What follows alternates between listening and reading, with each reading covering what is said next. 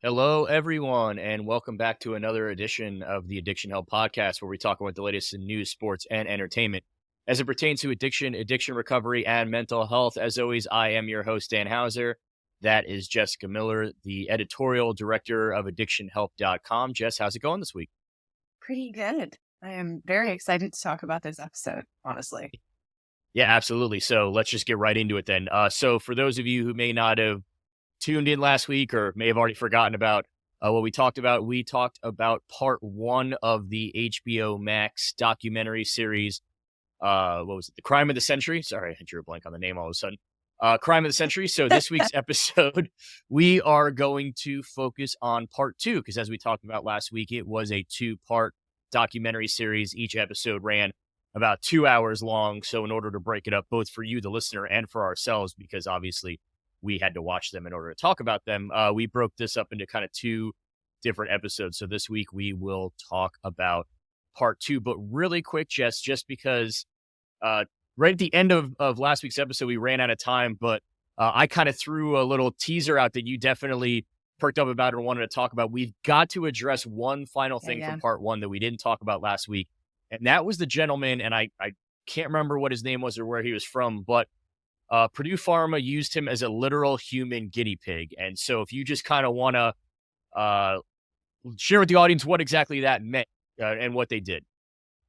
Yeah. So basically, he was a guy who was a recovered heroin addict, or I guess recovering, because, as they say, you're never fully out of the You're, woods. And he was you're always in actively, recovery. Yeah, exactly. being in recovery. Right. And so he was, actively sober and had been for, I want to say a number of years. But they basically figured out, okay, so somebody like that who used to be like a pretty intense heroin user had actually, I think, served time for it and everything. Like they had all this information on him. He probably has a higher tolerance for opiates than most ordinary people. And we need a way to show doctors, see, here is an example of someone who can take a lot of opiates and not really have an issue. So what they did is they positioned someone to contact this guy literally in person to say, "Hey, we'll pay for all your medicine and everything else if you try our brand," which was OxyContin, I believe. And that's what he did. And they just, because he was a pain patient. He had severe pain actually for, I want to say it was like back pain. And so they just kept pumping him full of oxys and raising his prescription to the point that he was on, he said it was like sitting down to a bowl of cereal every day practically, because I would sit and have to just take a pill, drink, take a pill, drink. And he was on like a canister of, I mean, just an absolutely He was ludicrous on a dosage sounding amount that amount of pills realistically, every day. yeah, he was on a dosage amount that realistically Would should have killed him. kill Like, most ordinary wouldn't have, people. yeah. But they did, but they Right. used him on purpose And because they so, knew that it wouldn't, so they could go to these yes. doctors and these treatment professionals and these not treatment professionals in this addiction sense, but they went to these doctors and these medical professionals that were treating pain and pain management and basically saying, look, this guy took 600 or whatever milligrams it was, and nothing bad happened to him. So that's what we've been trying to tell you, that you can continue to up your doses. You can give these to your He's patients fine. and nothing Yeah. will happen. He's fine. Look, we used him as a kind of a test subject, but they did it knowing that nothing bad would happen to him. So they, once again, like everything else, they used him to circumvent the Yep. system and to try to continue to push their narrative that OxyContin was not bad for you. And we'll get into it more with this episode. But as we learned in part two, even to today, like literally as we sit here today, Purdue Pharma still is convinced, whether they have just gone so deep into the lie that they have now believed it, or they're truly so naive to believe and to still say that OxyContin is not addictive. So yeah, Yep. yeah, and that Yeah, will honestly, talking about this guy sort of ties in to really what the second episode was about for me, because I feel like the first one really focused on giving us the history and how this epidemic started and really like diving into the details of what that looks like. But this episode two, which is, there's only two for this like mini series essentially, um, really showed how absolutely planned, coordinated, like everything, this whole present day crisis that we're in, how deep the rot really goes. And that for me was just astounding. Like, we And talked it in the first it wasn't episode just about the how the Sackler family is good. oh, I was saying, and it wasn't just the pharmaceutical company. It was, as we learned in this episode too, the United States government as well. Were helping the Yep, Sacklers and the pharmaceutical companies as a whole get away with all of this. exactly. So yeah, I don't know. Let's get into it. Okay, well, so just like in episode one, in episode two, right out of the gate, they hit you with some pretty stunning and pretty staggering numbers right out of the gate. It's not quite as intense of an opening as part one. We're not introduced. We don't start with immediately with like an OD situation with the cops and everything like they did in part one. However, in part two, they introduced us right out of the gate to a former DEA employee who worked within their diversion control division named Joe Ranazizi. And so we're introduced to him right out of the gate. He ends up being kind of a main character throughout episode two. Unlike episode one, where they went more in chronological order, they jump around a lot more in episode two. So they'll go through the chronological events, then intertwine in that they'll jump back to Joe Ranazizi at I'm not sure if it was a medical conference or it was some sort of speaking endeavor where he basically Like was a presentation. yeah, Yes. where he was essentially taking us through his side of things and how he experienced the whole thing, and then they kind of intermingle that within the overall story of part two. But real quick, right out of the gate, we get facts such as drug overdose deaths have more than tripled since 1990.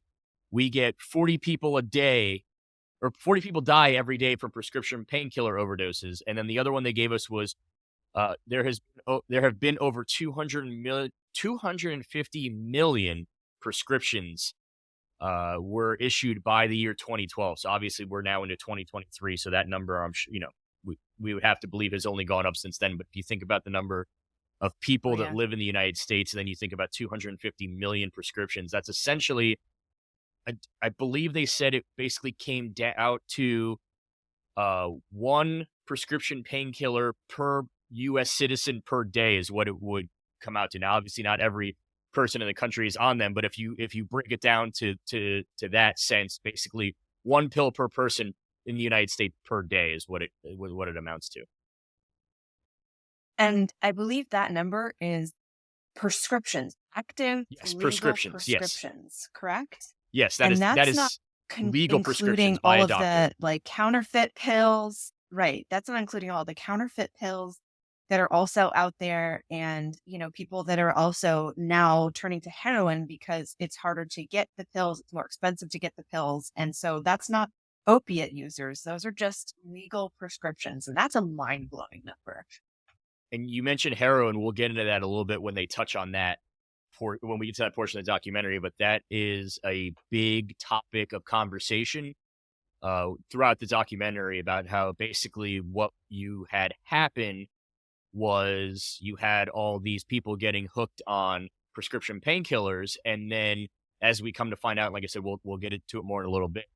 Once the federal government basically threw their hands up and said we're not going to do anything about it, states started saying, okay, fine, well then we'll do something on our own, and they started implementing regulations and made it harder to get prescription medications, which ultimately sent a lot of these people to the streets. And heroin was a much cheaper alternative. So that was a big Yeah. part of this, and like I said, we'll get to it in a little bit. But just to start off, as far as kind of chronologically how the story went from the beginning. So a big topic of conversation in the very beginning of part two was it went over how the drug policies in this country, and unfortunately we still see it a lot today, with opioids, but even without opioids, a lot of the drug policies in this country are essentially being set by by the pharmaceutical companies. So basically, the companies making these drugs are also the Yeah. ones that are essentially implementing the policies, and they're doing this because they provide large sums of money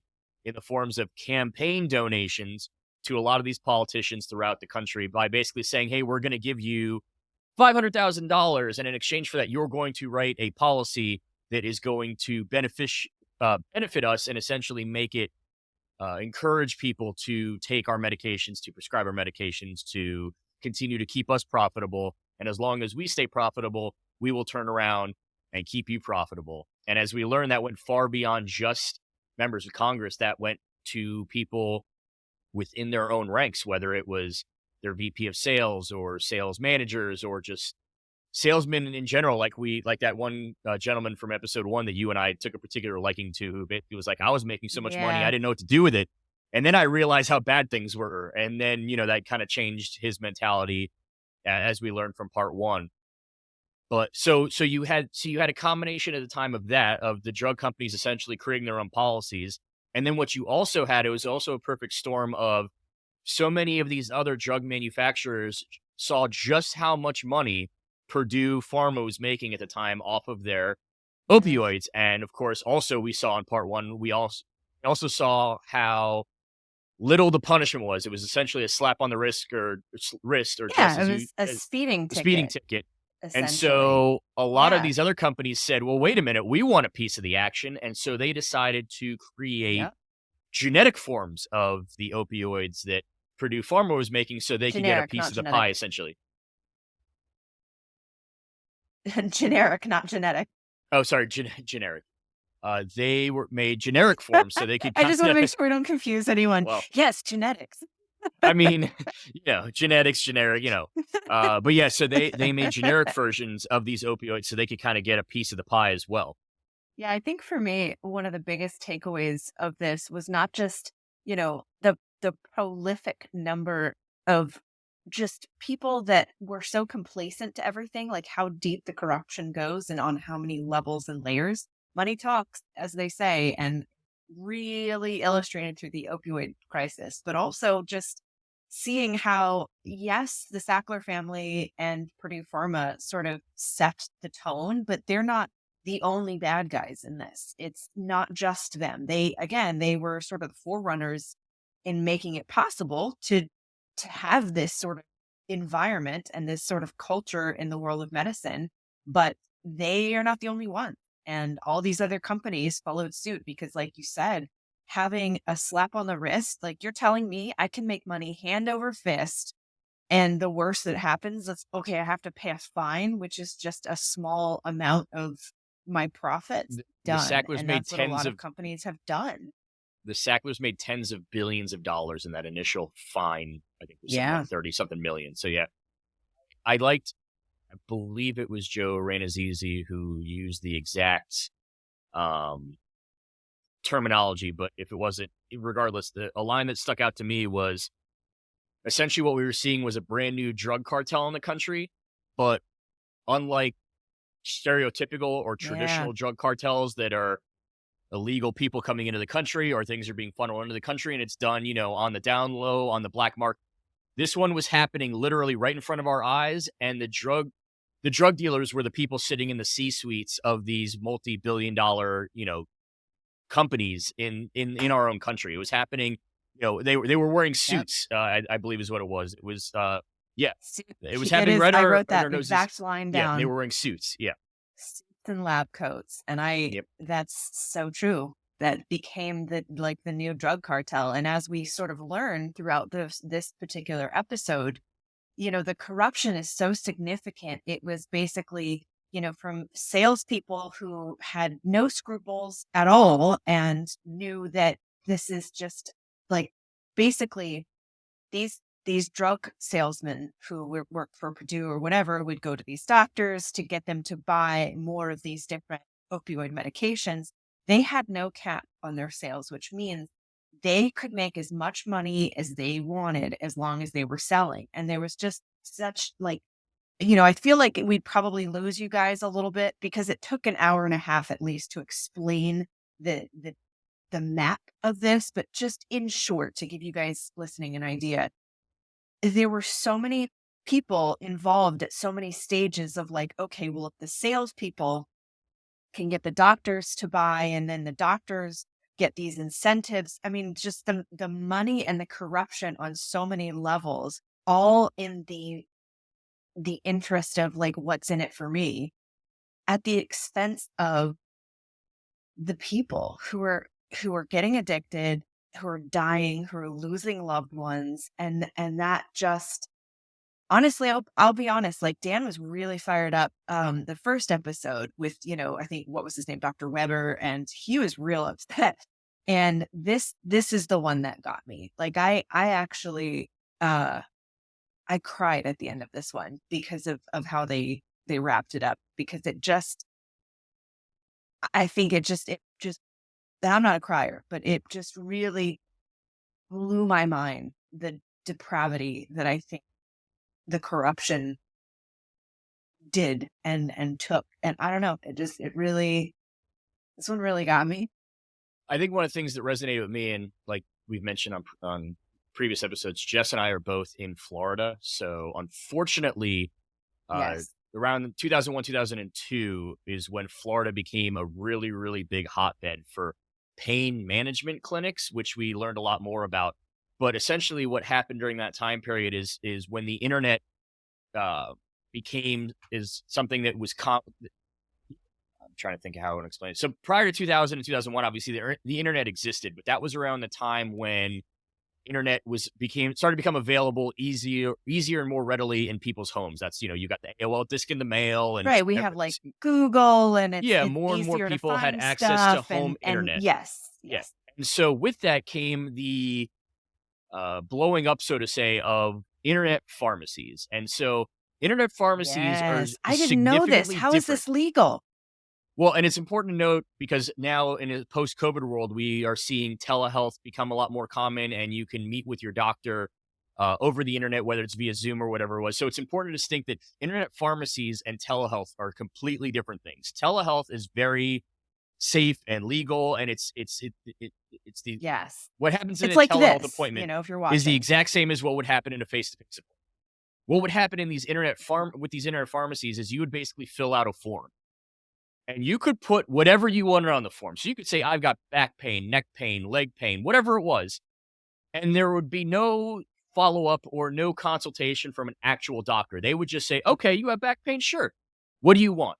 And you would say, give me oxys. And they would essentially email you a prescription that you would go get filled at a pharmacy. And so there was no Yes. regulation, there was no follow up, there was no way to determine that whether you had back pain meant you actually had back pain or you were just saying this in order to get the drugs you wanted. The reason I think that it's significant that we bring up Florida is that in our state, there are much lesser medical regulations, making it much easier to not only have these online pharmacies, but to get prescriptions at what's, been dubbed these pill mills, all these pain clinics and things. And they gave some like numbers um, of, how many pain clinics were popping up in these small areas. One area, it was like there were more pain clinics, pill mills, than McDonald's in a, certain area. Yeah, And, so I have the the numbers reason here that in is in 2000. Florida is, I have the numbers here. In yeah, go. 2011, it was called Operation Pill Nation, and it involved over 500 law enforcement officers. And in the process, they seized 70 vehicles, over $18 million in cash, and there were a total of 105 arrests. Yeah. And I just, the reason I think it's so significant in Florida, as they mentioned, is because our regulations are a lot more lax as a state compared to other states, or at least they were at the time. And that's why a lot of, sort of unscrupulous dealings happen here, like the mobs here. That's what they all mentioned on the show. And Dan, you mentioned that right, your hometown is actually featured in this docu-series, and you can kind of remember vaguely because you weren't part of this world at all, but what it was like in that time. So I want to Yeah. talk to you about that. So, real quick, too, it's interesting because we talked in the beginning of the episode, and we'll talk about it more in a little bit, how Congress basically threw their hands in the air and said, we're not dealing with this. So, they actually did involved in the internet pharmacy craze. They actually shut it all down, which is the reason why all these pill mills started popping up down here in South Florida, specifically Southeast Florida, Palm Beach and Broward County, which is where I am from, Palm Beach County area. Jess, you obviously being over on the west coast of the state are very familiar with I-75. I'm sure you have to drive quite Yep. often. They were that quickly I have became known been as the on it Oxy many, many Highway times. because I-75, once you leave the state of Florida, it runs up, as they described it, as the spine of the state. So basically, like the into Ohio, Tennessee, that whole area, I-75 runs through there. So you'd have people getting in their cars, driving from all these states into Florida via I-75, going to these pill mills or pain clinics, getting their prescriptions, and then driving back home, which was something that was brought up. Should have been a major red flag that wasn't being caught. But yeah, so Southeast Florida specifically, it was northern Broward County, southern Palm Beach County. I do remember at the time a lot of news stories. It became a big thing, as in fact, one of the local news stations here was the ones who in the clip said that there were more pain clinics than McDonald's now in the region.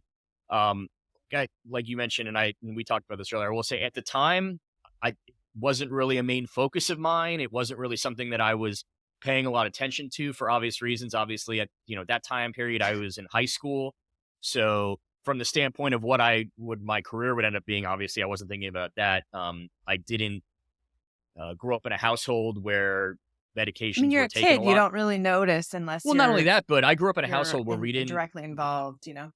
Yeah, I also grew up in a household too where the answer wasn't always just run to a doctor when something was wrong and get prescriptions. So there wasn't a lot of, it wasn't a situation where I would even have had family members that were needing to go there because they were in a lot of chronic pain. Luckily, we suffer from a lot of physical ailments. Obviously, the mental health stuff is a whole different story for a whole other time, but that's not being treated with opioids. So that wasn't a situation where that was happening. One thing I will say that was kind of funny was there's a portion of the episode, or part two, I should say, where we hear from a woman who was a professional dancer at a local gentleman's club and steakhouse here in the region. I did recognize the outside of that when they were kind of showing the peripherals and they showed a car pulling up. And I'm like, wait a minute. And so it was like the Leonardo DiCaprio meme. I've Like I was seen pointing at that. TV, like, yeah. So that part was, I did get a chuckle out of that because I was like, I know this location. And then they give the name and they start talking to her. I was like, yeah, I know exactly where she was working at the time. So that part I did kind of get a chuckle from. I think that's part of what made it for me not getting so volatile and heated like I did in episode one, is there were areas where, and once again, I chuckle because if not, you're going to just want to punch something, I feel like. So, those kind of chuckles, it was like, oh yeah, I Yep. recognize that TV station, or I recognize that reporter, or I A recognize that little location, like the brevity. nostalgia of it almost. It was just kind Yeah. of like, ha ha ha. And then it kind of kept me a little bit more, I think, level in the emotions department in this particular episode until the very, very end. And then it was like, yeah, I want to go ahead and punch something again. So, and you talked about how the end of the episode affected you, and we'll get to that more in a little bit. But so yeah, so we had these situations where, Joe Ranazizi mentioned it too when he was talking about how at the time this was kind of his job was to crack down on some of this type of stuff. And he mentioned, he goes, okay, well, listen, when all these pill mills start popping up, I can't control or do anything about the doctors writing us fake prescriptions. But where something should have been done or could have been done and should have been done was the pharmacists and the pharmacies. Wow. Let's try that again. The pharmacies and the You got there. pharmacists who were then filling these prescriptions should have been filling them. They should have been able to spot Why? these red flags, like driving 200 plus more miles Yes, to see a okay. certain doctor or a certain pharmacist. And he even said, he goes, listen, you could be the greatest pharmacist on God's green earth, but there's no reason why someone's traveling 200 miles to come see you specifically. So those are red flags. And Right. unfortunately, And he as brought we up learned several later, red flags. yeah. Yeah. And unfortunately, as we Yep. learn later on, the reason why these pharmacists and pharmacies were filling these prescriptions that they should not have been is because they were also on the take. They were also getting money from these companies to fill these prescriptions. And so enter now this new company that came onto the block, as we talked about some new ones after they saw what Purdue did, and that was Insys. And Jess, if you want to go into a little bit about who Insys was and what they did, because it was pretty awful. The person who founded the company literally did so knowing how bad fentanyl and opioids were and said, I don't care. I just want the money. I mean, honestly, I forget the guy's name. You can probably explain this better than I can, honestly.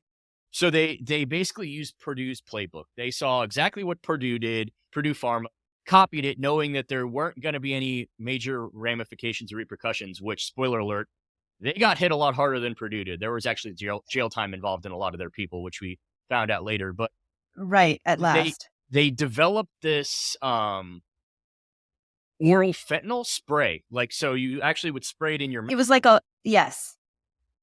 But they did Yes. so knowing how dangerous fentanyl was, how dangerous opioids were. And they basically said, well, hey, Purdue knew this and they got away with it and they circumvented the system.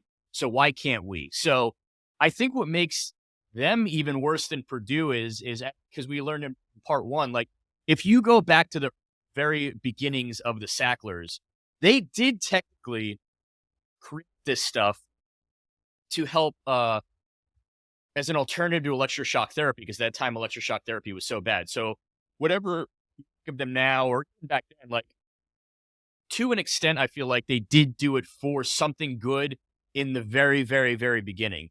This company did it to line their Right. pockets personally. They did it because they wanted to Nope. make a ton of money and they saw there was money there. And they were like, well, let's just follow what Purdue did and we're going to do that. And we're not going to care what the end result is either. But they did it knowing that fentanyl is deadly and they still chose because the product that they created was only FDA approved. So unlike OxyContin and other opioids, theirs was only approved for cancer patients. And they knew this. And Yep. in order to circumvent the system and to get it into other people's hands, they literally set up call centers to call the insurance companies pretending to be people working within these patients' doctors' offices with a literal Or the call patients sheet themselves. playbook. They had the patient's information. And it was literally set up like, okay, if you have to call Blue Cross Blue Shield, use these words. If you have to call, no, use these words. And they would literally, essentially, they knew the answers to the questions before they were asked through this algorithm they had set up. So they could lie to the insurance companies, blatantly lie through their teeth so that these patients could get this product covered by insurance. So the doctors would continue to keep writing these prescriptions, knowing that they weren't meant for these people and that it was just going to cause more and more and more issues. And the thing is, like, again, this particular product, just to reiterate, is specifically for end of life cancer patients. These are people in immense pain. They call it breakthrough pain. This is immense pain. And, the chances of becoming hooked on it or whatever, those are drastically reduced concerns when the person is already at their end of life. I mean, at this point, we're just trying to make them comfortable so that they can leave this earth with dignity.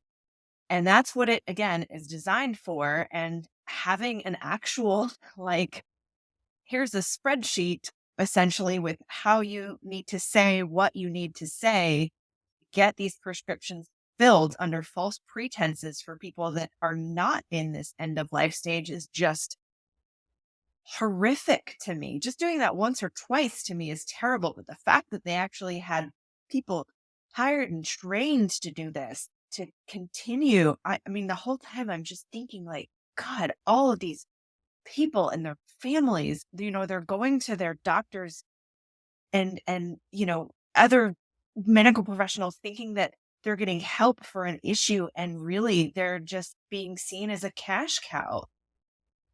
And so I'm so horrified. I this knew it was company, bad, but unfortunately, I didn't know how yeah, bad.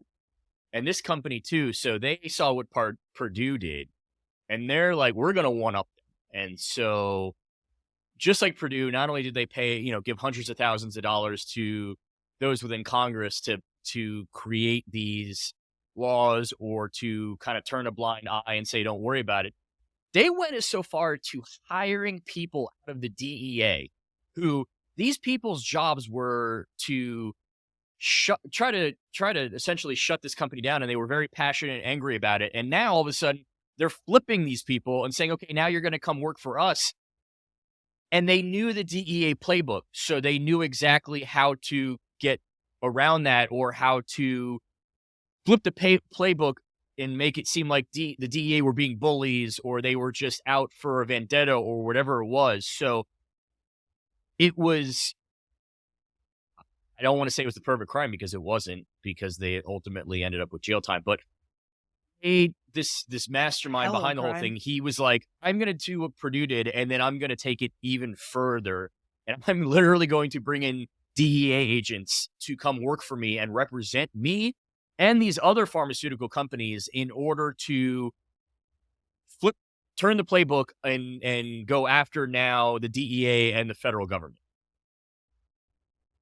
And then so we spend a lot of, I think, this episode learning about all of that, but then it kind of brings it back to that baseline, the people. And we meet a gentleman named Craig that he had a pretty severe accident when he was young and was, constantly on pain management. And we learned that he essentially began using fentanyl, then started abusing fentanyl, and then from there started actually, using like exploiting the system like a lot of people did because it was so easy to exploit.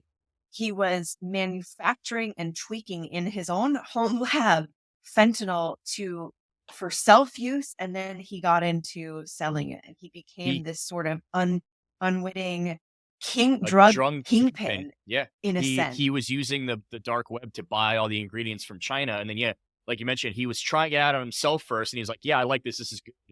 And then selling it. And unfortunately, we learned that uh, one of his sellers sold some to this 24-year-old college girl who ended up dying. And so for me personally, I'm glad you brought this up because this was actually one of the cooler, I guess, if you could say, parts of the documentary for me.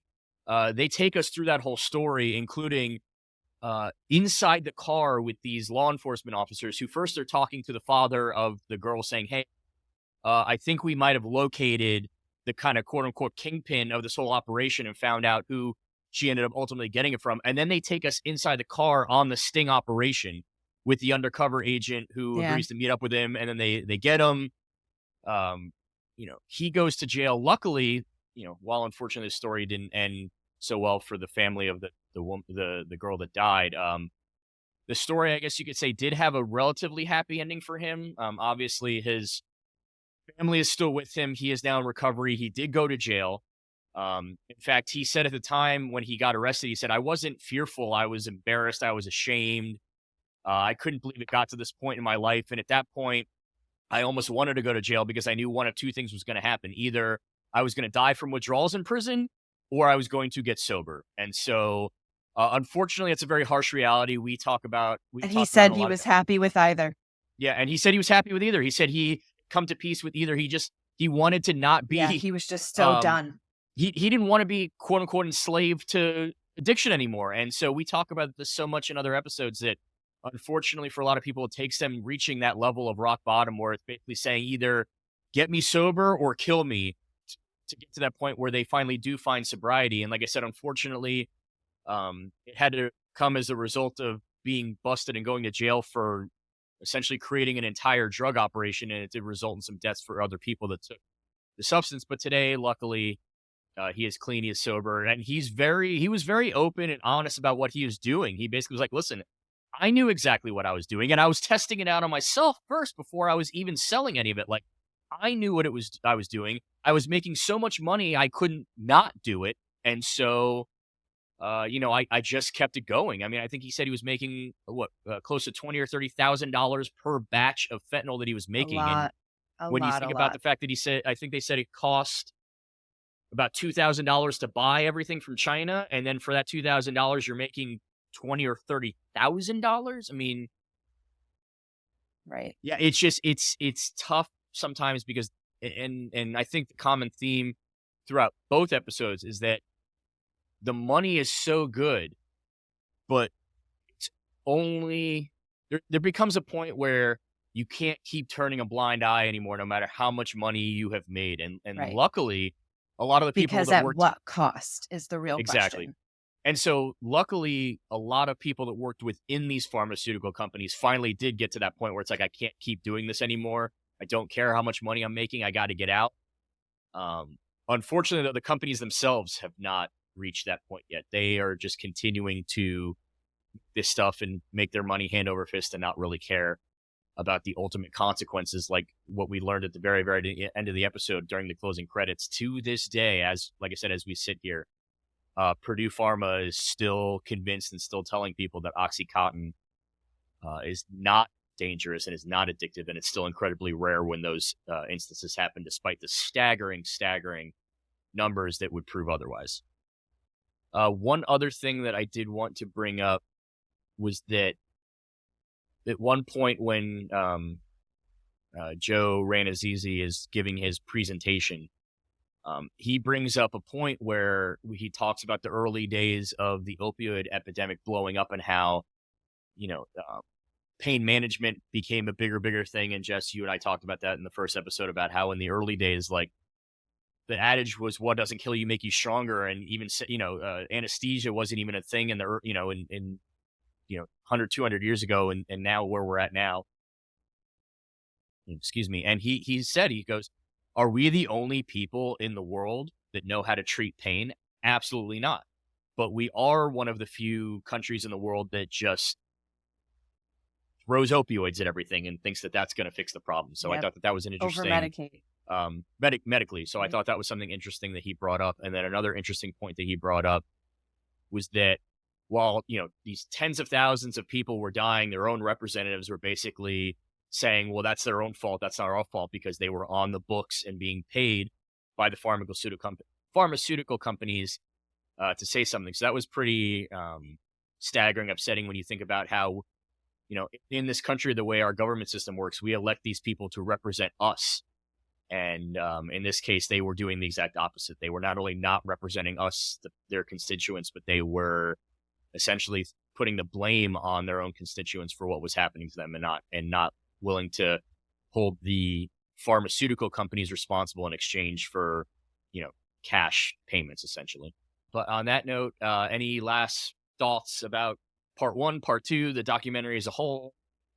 I think that if you're listening to this and you have any interest in actually learning about what the opioid epidemic entails, they did a phenomenal job at illustrating everything from the history of how everything even got started, how it became such a problem, how deep everything goes, and also sort of where we're at today.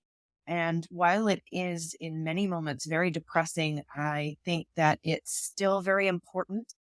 Yes, there is a little bit of hopefulness to it, but the reality is that we are still in an opioid epidemic, and that sucks. So, watch with caution, because that can be, a little bit depressing for sure. But I am personally of the view that I don't want to turn a blind eye to it. I want to look and see what these people are dealing with, and what this the suffering that this whole crime of the century has caused.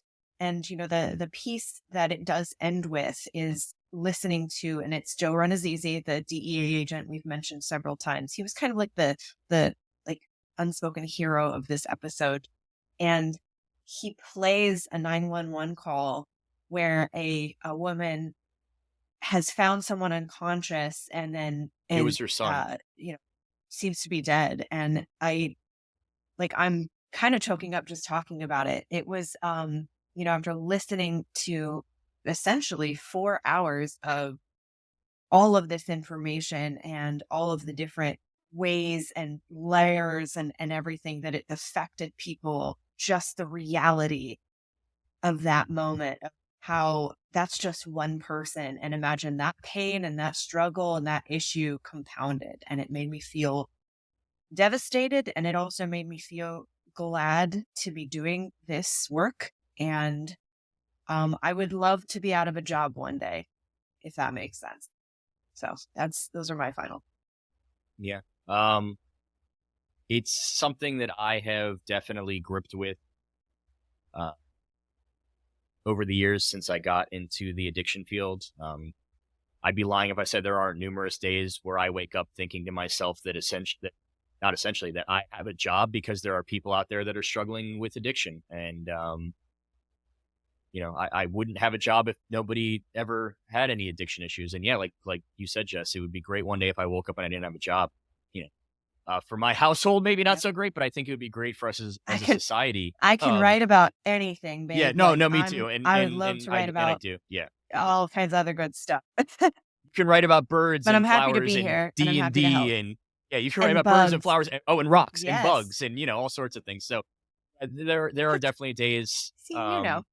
There are definitely days where I wake up and it's just like, wow, um, unfortunately, I have a job because someone else is really struggling. It's part of the reason though why I wanted to do this podcast. It's part of the reason why Jess and I take time out to speak with you every week. It's part of the reason why we continue to do what we do in this field, because we do hope that one day we won't have a job anymore, because we do hope that one day that this won't be a thing that we have to keep talking about every week. But until then, Yeah. I think that's a great transition to bring up, like we do every week, that it is okay not to be okay, and that drugs and alcohol is not the only answer to feel better and to be a happier person. One thing I did want to mention related to this before we kind of get into that usual thing where I give you guys all the websites and phone numbers. I came across this on my Twitter this morning, meme or whatever you want to call it. It's a picture of Robin Williams and it has a quote underneath it. And it says, read it twice on it. So I will absolutely read it twice for you all. And it says, everyone you meet is fighting a battle you know nothing about. Be kind always. So it said, read it twice. We'll read it a second time. Everyone you meet is fighting a battle you know nothing about. Be kind always. And I think that really hammers home what we talk about every week. It's okay not to be okay. We understand that you are struggling out there, but you do not have to go through it alone. You do not have to internalize it. You do not have to pretend that nothing is wrong or nothing is there. There are people out there that want to help you. And you know what? Sometimes it may be that stranger that you meet on the street.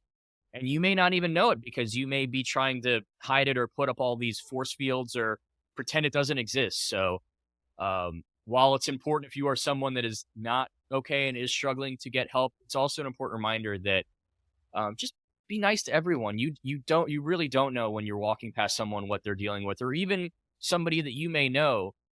On the surface, they might be putting on this show and maybe acting like everything is fine, but internally it's a mess and they're not okay and they're really, really having trouble. It's important to remember that people aren't always inside how they're acting outside. And so it's just, be nice, be kind, try to be helpful wherever you can. And of course, every week we say it, if you or loved one is struggling, there are great resources out there like findtreatment.gov, which has treatment options in your area. The Substance Abuse and Mental Health Services Administration has a toll-free hotline at 1-800-662-4357. And that is a man telephone number. There is somebody on the other end that will answer and talk to you. And then, of course, Jess does still have a job today. And she writes amazing pages for addictionhelp.com. And so absolutely check those out as well, because they're amazing resource pages. They provide great information. They provide information for getting help as well, too. And Jess, I've been going on for a while there, but is there anything you wanted to kind of throw in there, whether it's about the quote or just about people getting help in general, or anything kind of to send us out with? No, I think that's it. That covers it for me. All right. Well, It's an emotional one for me this week, so I think I'm in my thoughts a little bit. yeah. It's an emotional subject. I mean, nobody said what we do for a living is easy, but I think what we're doing is important. And so I truly appreciate everyone tuning in this week and every week. And thank you all for taking, an hour out of your day to listen to what we have to say. And I hope you guys all have a fantastic, fantastic week. And we will talk to you all next week. Have a great week, everybody.